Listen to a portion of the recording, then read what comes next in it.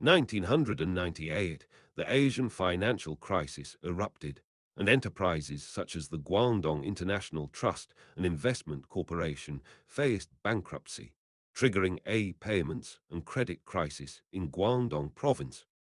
Wang Qishan was nominated by Zhu Rongji. After Jiang Zemin gave the final approval, he traveled thousands of miles south to take the post of executive vice governor of Guangdong province, in charge of finance and tasked with handling the financial crisis that was spreading across the province. In the decade plus prior to this, Guangdong ITIC had borrowed several hundred billion in funds internationally on the strength of the window company, credit. After the Asian financial crisis broke out, the countries and regions where Guangdong ITIC main creditors were located, Japan and Hong Kong among them, suffered massive shocks. They all tightened outward investment and demanded that Guangdong ITIC repay its maturing external debts. However, because Guangdong ITIC had expanded blindly, management was chaotic, asset quality was extremely poor, and a large volume of bad loans had emerged. It was simply unable to repay. A severe liquidity crisis and credit crisis followed. UAI's situation was more or less the same. Not only were both entities insolvent, their debt scale also exceeded what the provincial government could realistically consider as payable. This crisis further spread to several hundred small and medium-sized financial institutions in Guangdong province. On the first day Wang Qishan walked into the Guangdong provincial government offices, the very first thing he did was deal with the emergency debts of Guangdong ITIC and Yuehai.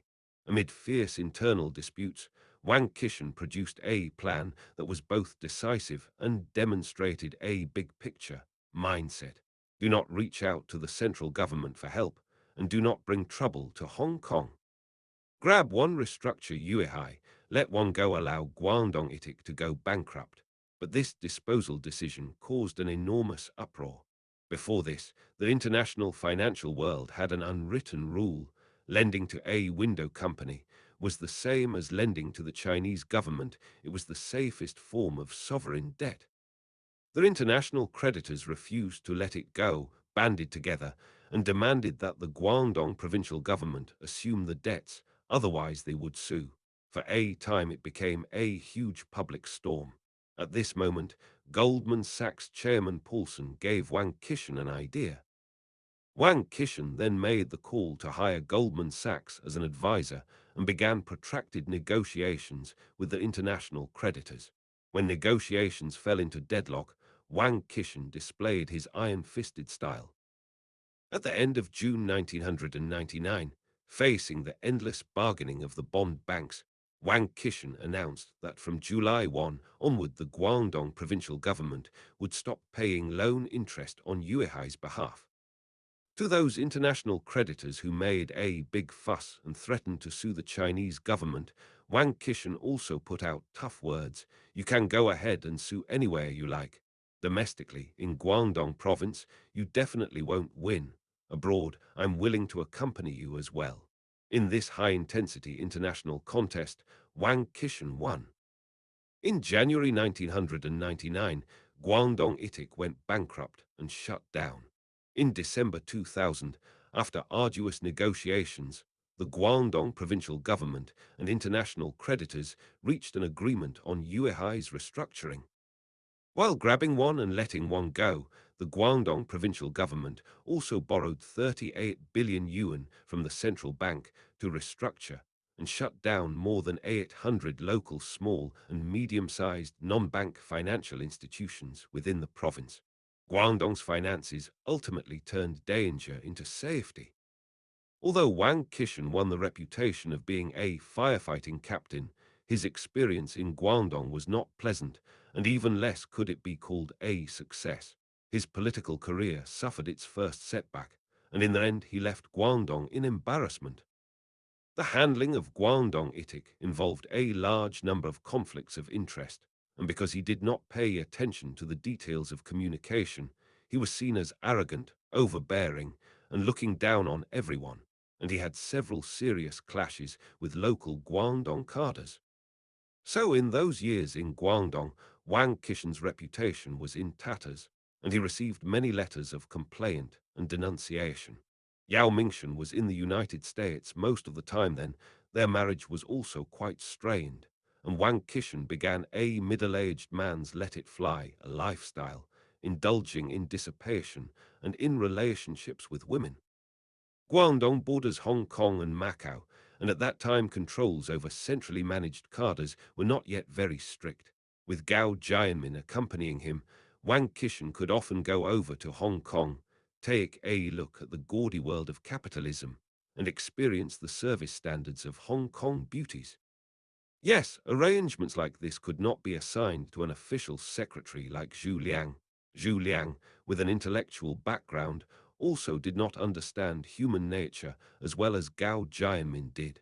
However, during his political journey in Guangdong, Wang Qishan formed the think tank team around him.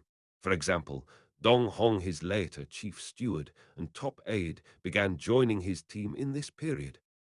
Zhu Liang, the personal secretary who followed him for many years, also started following him from Guangdong. From Guangdong Itic Liquidation Task Force, many leaders emerged. Liu Kun, then Deputy Director of the Guangdong Provincial Government General Office and later Minister of Finance, Jiang Keoliang, then Governor of the People's Bank of China, Guangzhou Branch, and later Party Secretary of Hubei, Chen Yunxian, then Chairman of GF Securities and later Vice Governor of Guangdong, Chen Jixing, then Deputy Director of the Finance Department and later Deputy Director of the Standing Committee of the Guangdong People's Congress. At that time, many people in the Guangdong Finance Department also participated in Guangdong Itic restructuring. The then Office Director Lan Fon is now the Minister of Finance. Zheng Zhentao became a discipline inspection team leader dispatched by the CCDI. He was director of the Industry/Transport/Internal Trade Division, and later served as a member of the Guangdong Provincial Party Standing Committee. Behind these people, to a greater or lesser extent, there were Wang Qishan's recommendations and maneuvering. Wu Jisi, the governor's assistant who cooperated with Wang Qishan at the time, later went into business and became a broker between multiple Guangdong real estate companies and Wang Qishan. In 2000, Zhu Rongji personally appointed Wang Qishan to serve as director of the State Council Economic System Reform Office, resolving his rank at the full ministerial level.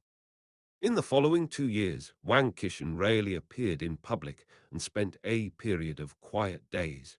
However, even temporarily away from the battlefield, Wang Qishan was not forgotten.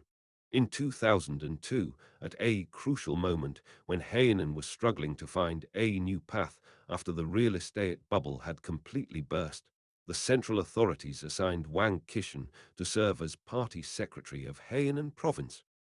People hoped that this firefighting expert could bring his past firefighting experience and recreate a Hainan miracle. This was Wang Qishan's first time governing a locality as the top leader. At the beginning of his term, he actually prepared to make a major push. In contrast to the previous industry-first approach, Wang Qishan proposed an ecology-first approach, proposing to build Hainan into China's resort and a four-season garden. At this time, almost all other provinces' party secretaries and governors were pursuing GDP and industry. During the Hainan period, the happiest people should have been those at AHNA. Chen Feng was an old subordinate of Wang Qishan from the days at Zhonglingxin. This time, with Wang Qishan going to Hainan as party secretary, Chen Feng took over the old leader's private life. AHNA's greatest capability was its hospitality capability. Private jets, all kinds of hotels and clubs, and gentle, beautiful flight attendants. Gao Jianmin no longer needed to worry about the leader's personal life. However, fate once again played a huge joke on Wang Qishan. After only 5 months in office, just as he had basically figured out Hainan's situation and was planning Hainan's future, an epidemic that occurred thousands of miles away changed the trajectory of his life again.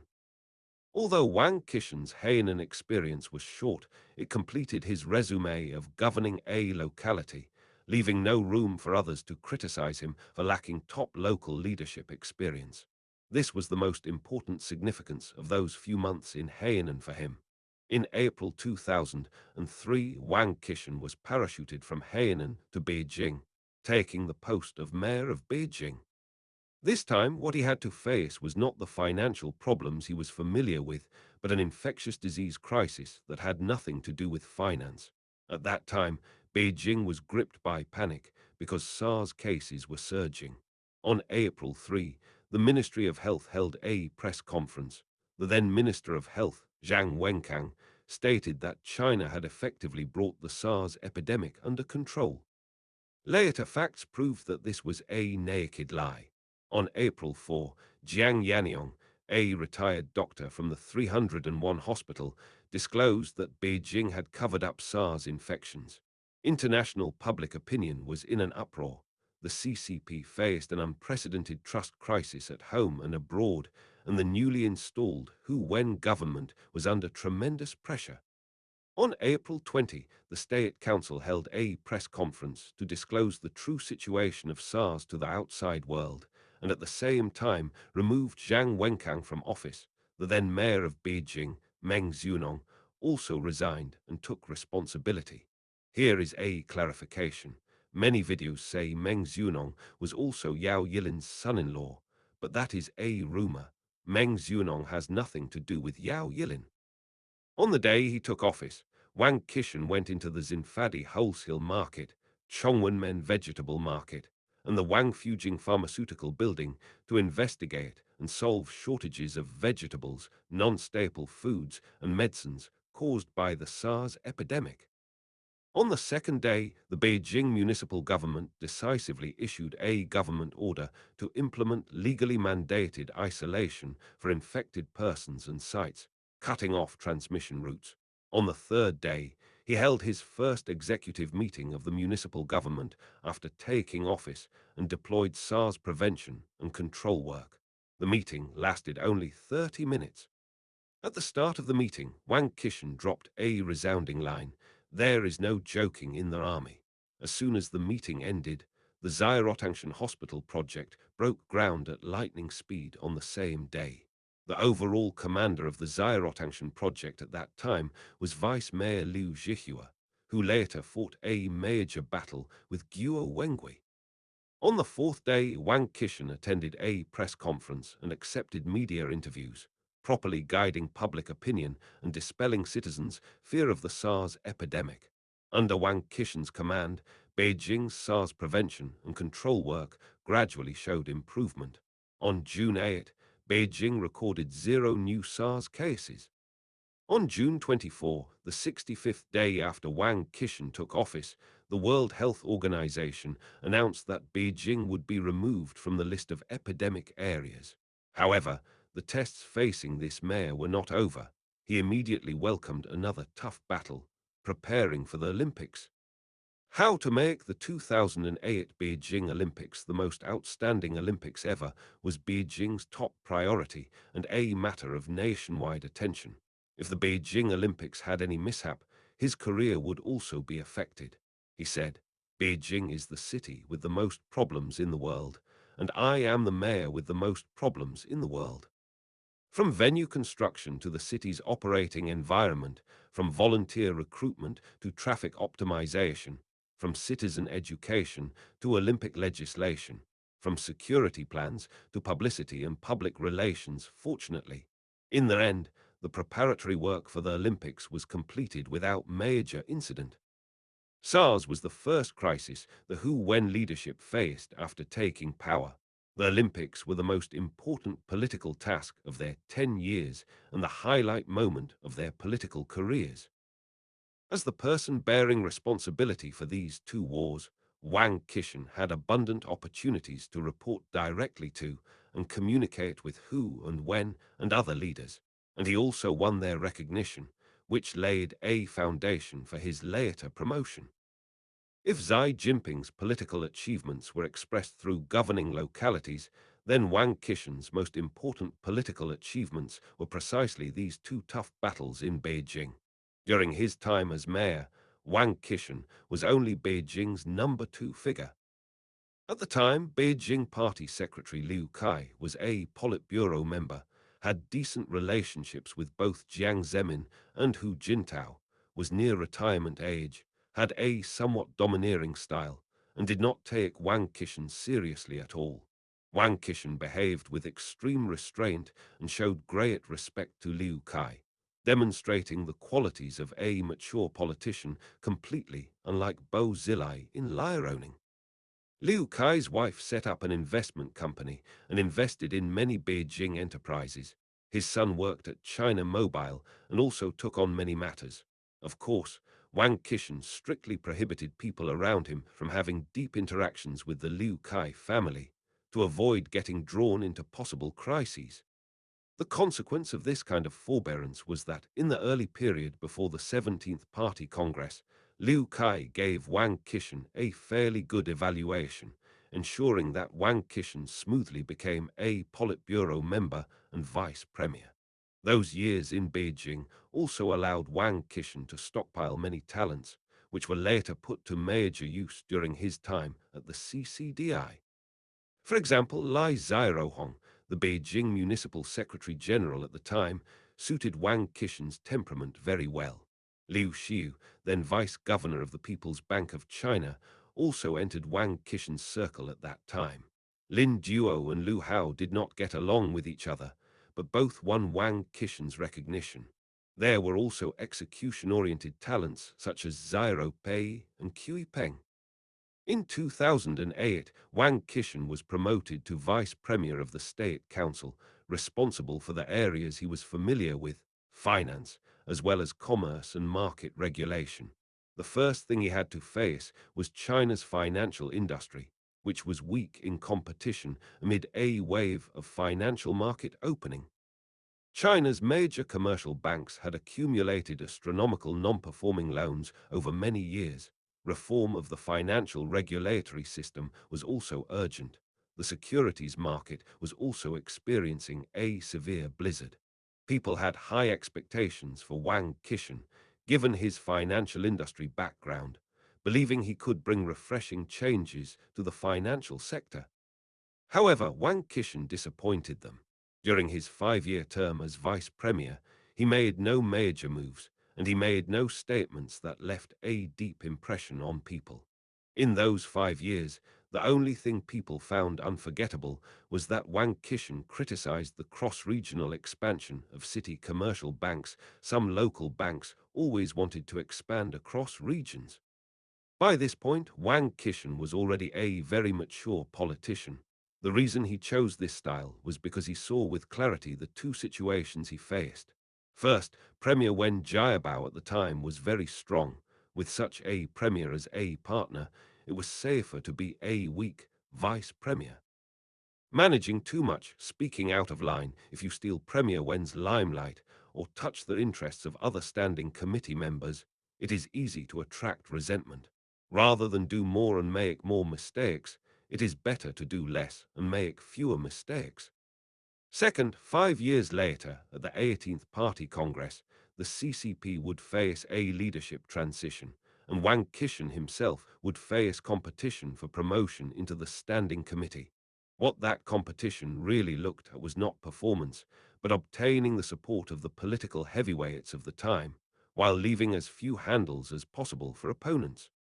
As for seniority and achievements, he had rotated through 3 full ministerial posts and fought several hard battles. He already had more than enough.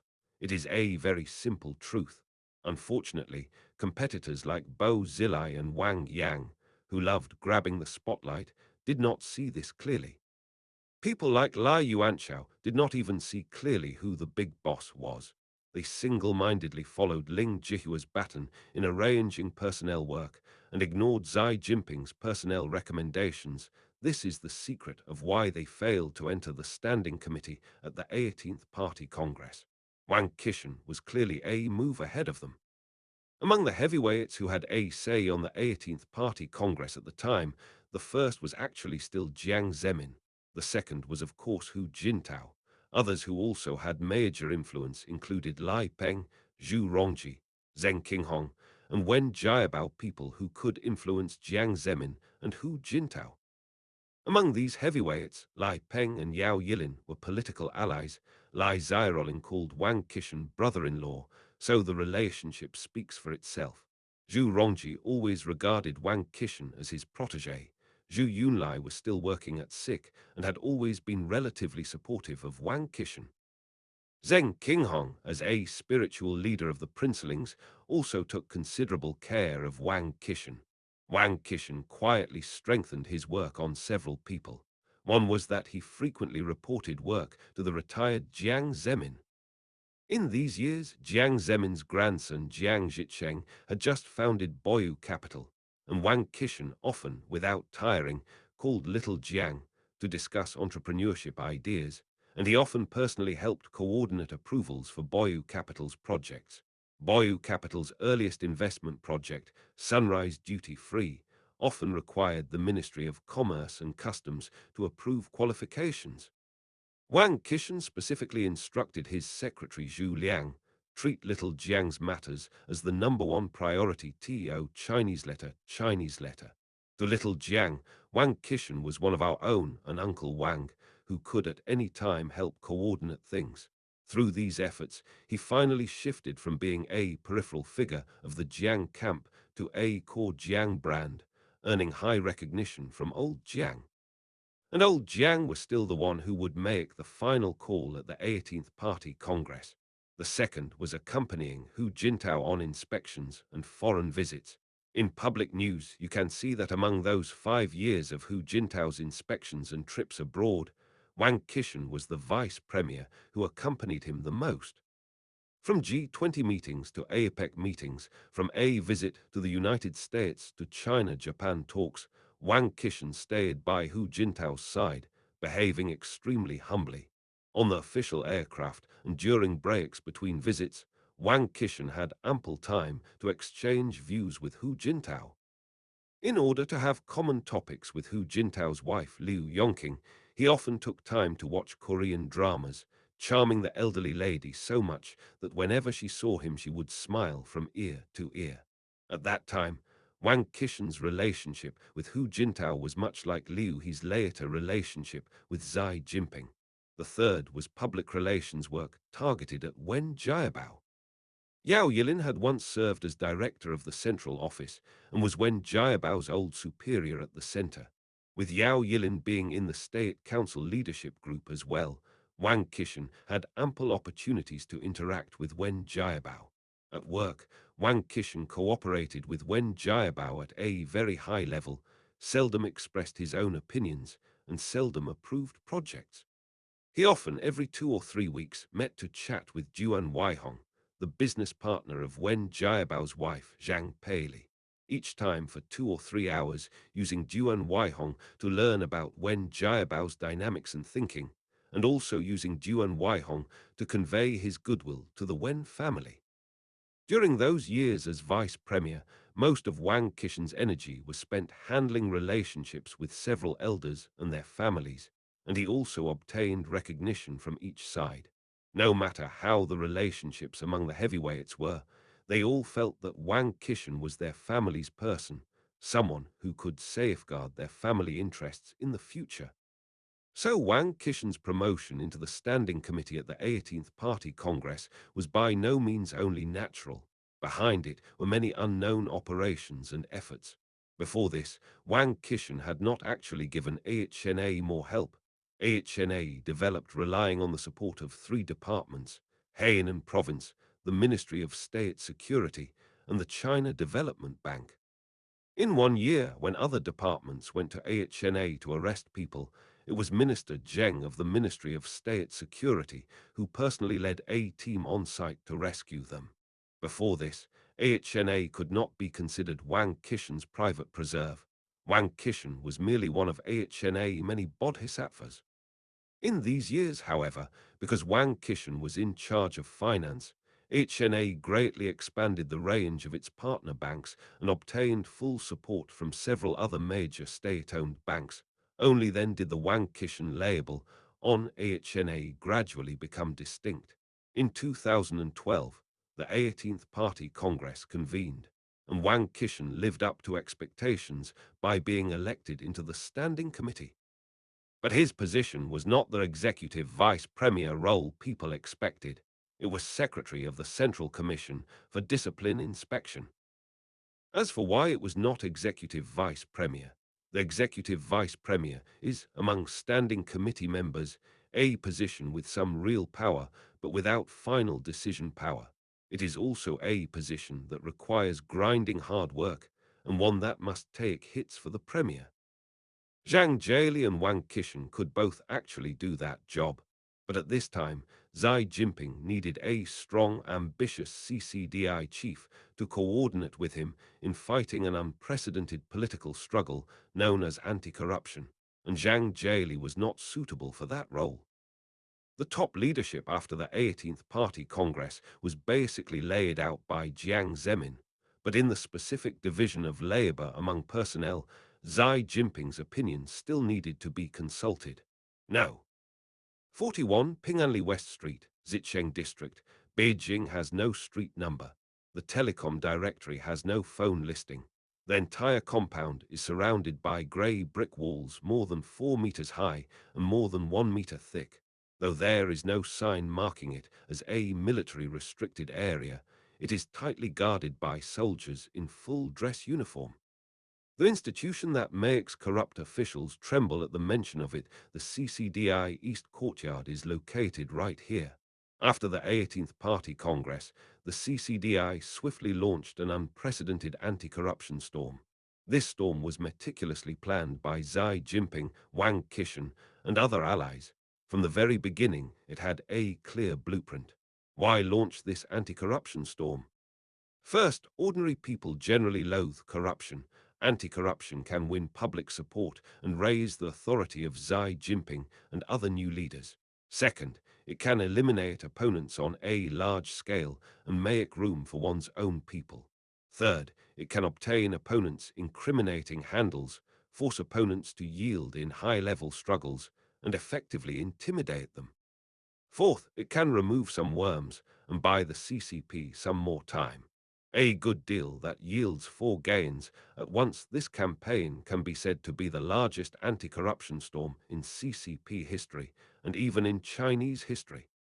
In terms of the rank of officials investigated, it reached as high as Politburo Standing Committee member Zhu Yongkang, breaking the post-reform and opening convention of no criminal punishment for standing committee members and producing a deterrent effect on officials at all levels.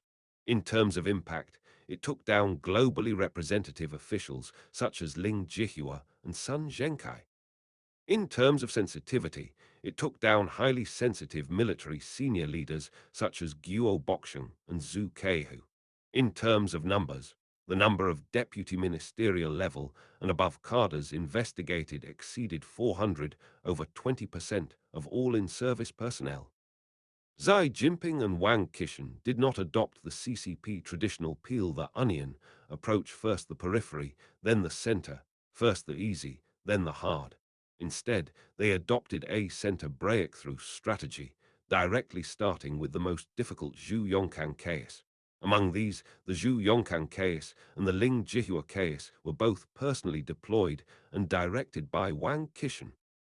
While handling cases, Wang Qishan also kept rolling out moves, reshaping the CCDI, this huge leviathan. First was personnel layout. At the time, a considerable portion of the CCDI workforce had already become seriously corrupted. For investigators at the middle and lower levels, through people around him, Wang Qishan inquired and investigated from multiple angles and roughly divided them into several categories. One category with serious problems gradually marginalized, and once problems were found, dealt with one by one category suspected of problems, either observed or transferred to idle departments, one category with relatively minor problems able to continue being used. At that time, the CCDI maintained a structure of one secretary and 8 deputies. Wang Qishan's deputies were Zhao Hongzhu, Huang Shuxian, Lai Yufu, Du Jinkai, Wu Yuliang, Zhang Jun, Chen Wenqing, and Yang Xiaodu. Among them, the second-in-command Zhao Hongzhu also served as a secretary of the Central Secretariat and was Xi Jinping's man. Yang Xiaoda was also Xi Jinping's man. Huang Shuxian concurrently served as Minister of Supervision. Chen Wenqing, from the Youth League faction, was recommended by He Guoqiang and later also defected to Xi Jinping. Du Jinkai came from the military discipline inspection system. Lai Yufu and Wu Yuliang were old discipline inspection people. At the deputy secretary level, Wang Qishan actually had no one of his own. In the short term, he could not move these people. He could only bring in some of his own people, and at the operational level, build his own working team. Lai Xiaohong, Wang Qishan's Secretary General in Beijing, was transferred to be director of the inspection office. Dong Hong, who had followed him since Guangdong, was transferred to be an inspection team leader. Xiao Pei, head of the Beijing Municipal Bureau of Culture, became head of the CCDI Publicity Department. Hui Peng, director of the Tiananmen Administrative Committee, became Deputy Secretary General of the CCDI and Director of the General Administration of Support Services. His close secretary, Zhu Liang, became head of the CCDI Organization Department. Second was institutional reform. Originally, the CCDI had only 8 supervision offices. Each office supervised many departments or provinces, with power too large and unable to realize fine-grained supervision. Meanwhile, internal supervision had only one office, far too weak. Wang Qishan added 4 supervision offices, resplitting the original oversight scope. Over 100 additional frontline supervision personnel were added. A cadre supervision office was newly established to strengthen internal supervision. Publicity and organization departments were newly formed, one to demystify the CCDI, one to strengthen personnel allocation within the system. After adjustment, the 12 large offices were divided as follows: Office 1 liaised with central party and state organs, as well as units in the politics and law and propaganda systems. Offices 2 and 3 liaised with state ministries and commissions. Office 4 liaised with financial regulators and financial enterprises. Office 5 liaised with the SASAC and central SOS. Offices 6 through 12 liaised with provinces and municipalities. Third was a major strengthening of the inspection system. Previously, the inspection system had narrow coverage, and fixed inspection team leaders also brought many problems. After the 18th Party Congress, Wang Qishan greatly increased inspection intensity, making inspections the main channel for discovering case leads, massively expanding coverage, basically achieving the goal of inspecting all centrally managed units within 5 years. He adopted reforms such as one authorization per round, non-fixed team leaders, and special inspections. Among cases handled after the 18th Party Congress, more than 50% of leads came from inspections. In particular, it dug out a batch of tigers, such as Su Rong, Wang Min, and Huang Xingguo. It exposed the Shaanxi collapse-style corruption case, the Hunan Hengyang election sabotage case, the Sichuan Nanchong vote-buying and bribery case, and the Liaoning vote-buying case, among others. Fourth was the establishment of the Supervisory Commission to remedy deficiencies in the earlier discipline inspection system. In plain terms, supervisory system reform solved the problem of overly narrow supervisory scope, achieving a shift from supervising the narrow government to supervising the broad government and filling 2 blank areas. First, in the past, supervision targets were mainly state administrative organs and their civil servants, and other personnel appointed by state administrative organs supervising the narrow government. After the reform, it supervises the broad government, whether the sign at the door has black characters on a white background or red characters on a white background. It is all the people's government and must accept supervision. Second, in the past there was a vast blank zone between party discipline and state law. Supervision of public officials exercising public power did not keep up, and there was a phenomenon of crime is handled. Illegality is not questioned. After the reform, the Supervisory Commission investigates both duty-related illegal acts and duty-related crimes. Third, the Supervisory Commission integrated the Anti-Corruption Bureau functions of the Procuratorate. The Procuratorate power was greatly reduced, leaving only the solid power of approving arrests. Fifth was the deployment of Operation Skynet, coordinating the Ministry of Public Security and more than a dozen ministries and commissions to carry out fugitive repatriation operations. It successively launched the Top 100 Red Notice pursuit, extending CCDI power overseas. After 5 years of anti-corruption struggle, Wang Qishan not only became the number 2 figure in power among the 7 standing committee members, second only to Xi Jinping, he also became one of the most powerful ruthless enforcers in Chinese history. Wang Qishan's say over personnel sharply increased. The Wang faction became the second largest faction, behind only the Xi faction.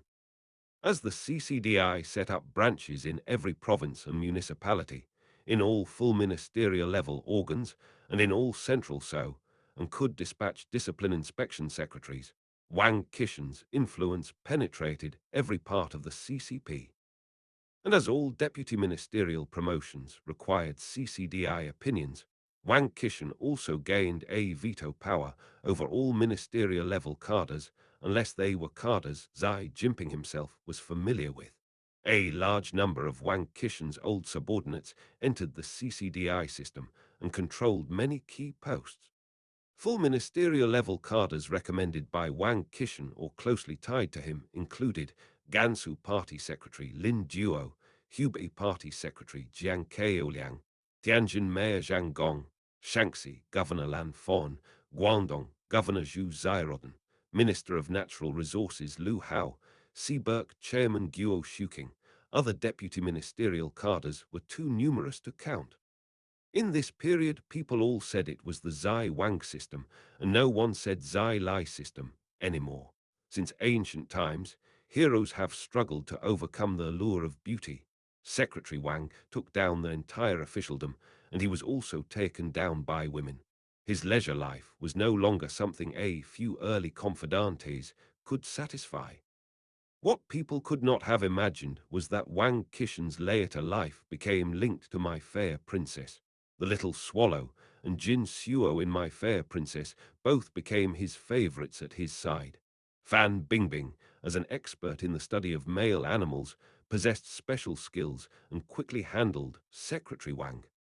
Although the little swallow did not personally take the field, she had a whole army of little sisters who idolized her and listened to her. Jack Ma was handled by this army, and Secretary Wang's resistance was not much stronger than Boss Ma's. Xiao Jianhua of the Tomorrow Group, in order to build a good relationship with Wang Qishan through Zhao Wei, lent 3 billion yuan to Zhao Wei for the acquisition of Wanjia culture. Comrade Wang Qishan also fulfilled a dream from many years earlier, evaluating the acting skills of the professional mistress, Zhu King. Back then, Zhu King was a close female companion of his old buddy Wang Zubing. Later, she was also with multiple big shots such as Huang Guangyu.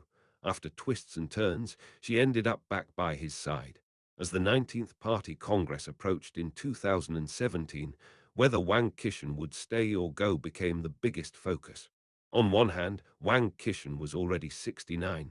By the CCP 7-up, it down rule, he should retire. He had offended too many people over those years, and many wished for him to retire as soon as possible. On the other hand, Wang Qishan's anti-corruption had rendered meritorious service for Xi Jinping. It also accumulated immense fame and power for himself, and many inside and outside the party hoped he could remain in office. Their design was, if he could remain as a Politburo standing committee member by taking the newly established post of director of the National Supervisory Commission, that would maximize their interests. Xi Jinping solved Wang Qishan's stay-or-go problem very cleverly. He had Wang Qishan serve as state vice president, a nominal post, half-retired, neither fully retired nor remaining at the CCDI. This was the most favorable arrangement for Xi Jinping. It gave Wang Qishan quasi-standing committee treatment. He could attend standing committee meetings, could extend his influence equivalent to giving him affirmation and reward. On the other hand, it did not let him remain at the CCDI, preventing Wang Qishan's power from continuing to expand into an unwieldy mountain stronghold, thereby affecting Xi Jinping's autocratic position. The stated rationale for this arrangement was also lofty. The state vice president position mainly assists the president in handling certain foreign affairs. At the time, China-US relations were at a critical point, and Wang Qishan, as a longtime friend of Republican Paulson, had some of his own channels of communication with the U.S., which could help Xi Jinping handle China-U.S. relations. However, because Trump's ascent weakened the Republican establishment, Wang Qishan was no longer able to complete communication with the U.S. government through Paulson and others. The so-called vice presidency thus devolved back into ceremonial greetings and farewells, with no special achievements in foreign affairs. If things had continued at this conventional rhythm, Wang Qishan might have retired smoothly, sustained his influence, and become a famed minister in CCP history.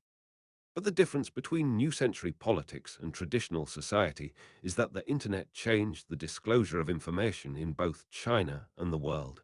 Overseas internet became a world the CCP could not control, and then there emerged an oddity called Guo Wengui. Guo Wengui's specific story will be introduced separately later. Here I will only briefly introduce his struggle with Wang Qishan. In 2017, Guo Wengui had just fled to the United States and quickly began exposing Wang Qishan and Meng Jianzhu. Guo Wengui is an extremely shrewd businessman, especially adept at fighting people, calling himself a god of war. He carefully selected Wang and Meng as his targets. Why target those two and not Xi Jinping? First, the highest commanders of Operation Skynet were precisely Wang and Meng.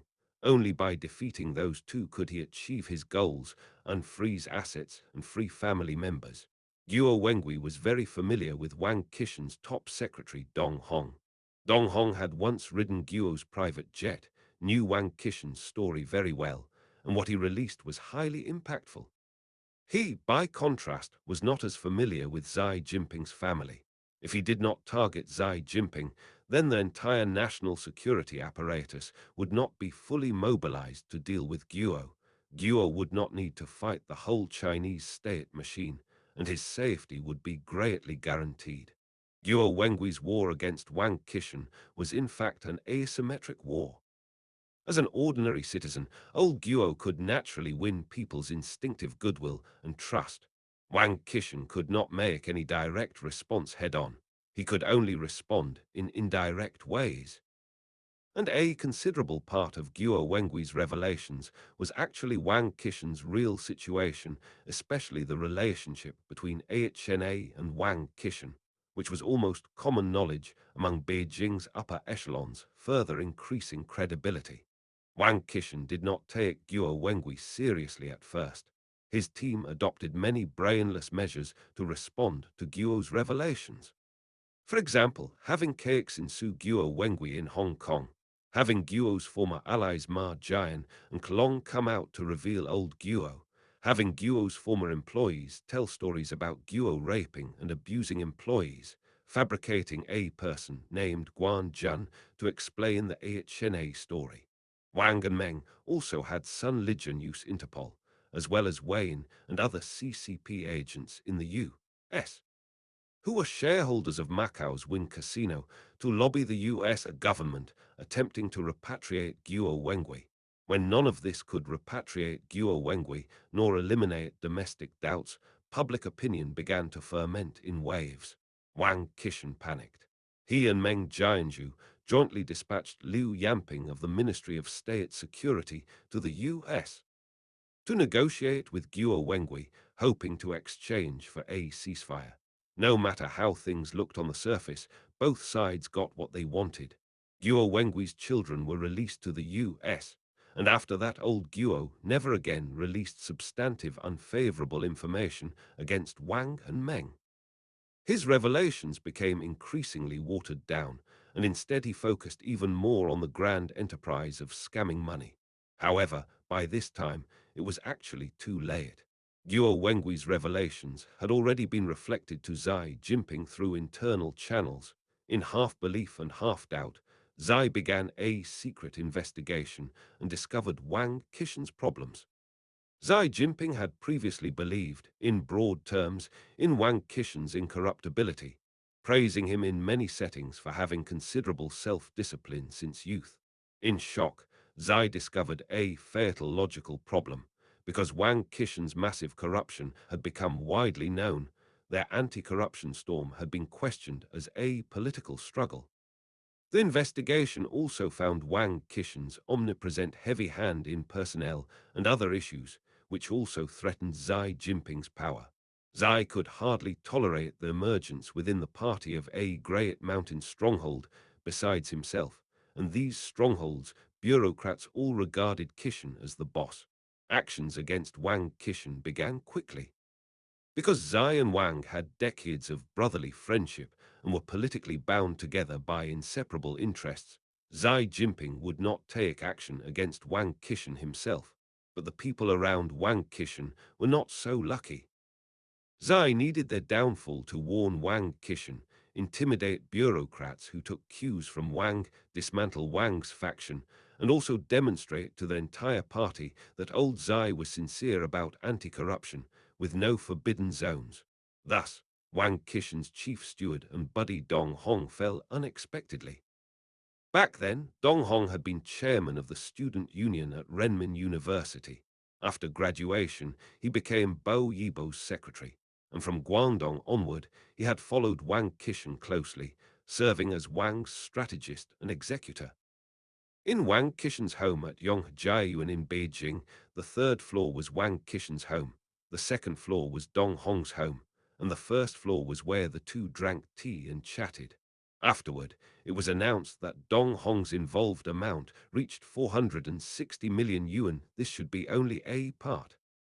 I heard that there was once an enterprise abroad that gave Dong Hong more than 3 billion. His guard secretary Chen Zhen, because he leaked important information, was stripped of all benefits and forcibly demobilized. Tian Huiyu, the little secretary from his time at CCB, also fell. This time Tian Huiyu was going in for the second time. The first time he was put inside for more than 10 days. After Wang Qishan learned of it, he got him rescued. This guy, seeing no hope in his career, set his sights on the CMB platform, so he launched a raid on China Merchants Bank's shareholders and forced the unprepared Ma Weihua off the stage. He always thought himself clever. Besides taking bribes, he also invested in cattle and made several hundred million. The head of the General Administration of Sport Gu Zhongwen, CBRC Vice Chairman Kai Esheng, P. Bo C. Vice Governor Fan Yaifai, and other underlings fell one after another. Hubei Party Secretary Jiang Keoliang, Guangzhou Party Secretary Zhang Xuefu, and a Vice Minister of Agriculture all ended their political careers in gloom. Gansu Party Secretary Lin Duo and others were also under investigation. Peripheral underlings such as former Ike Vice Governor Zhang Hongli, former Guangdong Development Bank Chairman Dong Jiayu, and former Huaiyuan Real Estate Chairman Ren Zhiqiang ran into trouble. Wang Qishan no longer had the ability to protect them.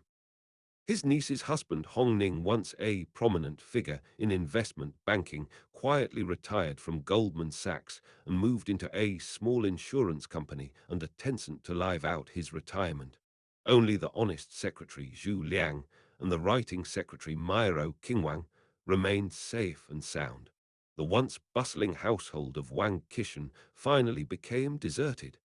Starting from Dong Hong's problems, Wang Qishan began writing self-criticism letters to Xi Jinping one after another, expressing regret. At the Boao Forum, he called himself Xi Jinping's announcer in front of the whole world. In front of this old buddy of 40 years, Xi Jinping could not bring himself to swing the knife. Wang Qishan's era finally came to an end. He was a capable official, a financial expert, and a firefighting captain. He helped the CCP solve four major battles: the Guangdong financial crisis, the SARS crisis, Olympic preparation, and the anti-corruption storm. None of these battles was easy. He was also a political master. Although he was Yao Yilin's son-in-law, from his official career, one can see that his main promotions were chiefly due to his own efforts. Yao Yilin was in poor health, and after 1992 he rarely handled affairs. He died in 1994. Although he left Wang Qishan some political legacy, it was mainly Wang Qishan's own struggle. His relationships with Jiang Zemin and Hu Jintao were basically built up by himself step by step. When he was young, he was also quite self-disciplined, but as he rose continuously, he also began to corrupt continuously. Because he lived apart from his wife for a long time, he always had many lovers. Economically, he did not avoid helping family members such as Yao King and enterprises such as AHNA. When HNA ran into problems, he also required Guo Shuking to urge the PBOC and other institutions to hold meetings to study how to save AHNA. He valued old ties and brotherhood, repaid those who had helped him, used methods to deal with political opponents, was full of plots and schemes, and showed no mercy. On one hand, he knew Xi Jinping's desire to become a dictator and tried every possible way to cooperate with Xi's ambition to become the one. On the other hand, he could not control his own desires and unknowingly formed the largest mountain stronghold under Xi Jinping, becoming Xi's target of struggle, nearly falling himself in the end. He said anti-corruption is to buy time for treating root causes, but to this day, treating root causes has made no progress at all, and corruption has only grown worse. He spent all day studying Western history and politics, yet he remained addicted to the CCP autocratic set and did not believe in Western democracy at all. He was a good actor. On stage, he dressed plainly and spoke loudly about plain living and the party's discipline. Off stage, he indulged in sensual pleasures, lived a corrupt life, and reveled in the thrill brought by power. He had multiple faces. In front of foreign media and friends, he talked at length about his appreciation for Western democracy, recommended books on Western history, and traded that for their recognition. In front of the CCP cadre ranks, he spoke of his worship of Mao Zedong and his admiration for achievements such as the Red Flag Canal and atomic energy. Before he took the stage, he was an old leader's waiter. Once he held discipline inspection power, he became the old leader's nightmare. So in the end, he was merely a machine in the CCP power apparatus, an official alienated by power, a two-faced man living behind a mask. Thank you for watching.